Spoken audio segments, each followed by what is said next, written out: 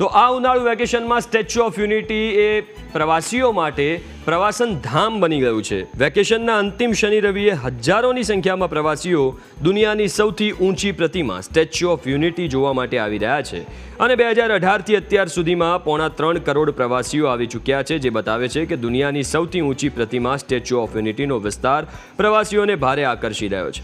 અને છેલ્લા મહિનાની વાત કરીએ તો અંદાજે 2.5 લાખ પ્રવાસીઓ આવી ચૂક્યા છે, જો કે 41 થી 45 ડિગ્રી તાપમાનમાં તમામ જગ્યાએ કેનોપીથી માંડીને પીવાના પાણીની પણ વ્યવસ્થા કરવામાં આવી છે। પ્રવાસીઓ ખૂબ બહોળી સંખ્યામાં સ્ટેચ્યુ અને તેની આસપાસે જે બધા એટ્રેક્શન્સ ડેવલપ કરવામાં આવ્યા છે, જેમાં ખાસ જંગલ safari, glow garden, valley of flowers, આરોગ્ય વન, તેના તરફ ખૂબ આકર્ષિત થઈ રહ્યા છે। ગાઈડેડ ટૂર્સ, પ્રવાસીઓની બસીસનો પણ ખૂબ સારો ઇનફ્લો આ વખતે છે। એસઓયુ તંત્ર તરફથી પણ આ જ્યારે ગરમી ખૂબ ચાલી રહી છે એના માટે પ્રવાસીઓને રાહત રહે એના માટે પૂરતા પ્રયત્નો કરવામાં આવી રહ્યા છે। જેટલા શેડેડ વોકવેઝ છે અને ઇવન એસઓયુના જે કેમ્પસ છે એમાં સ્પ્રિંકલરની વ્યવસ્થા કરવામાં આવી છે।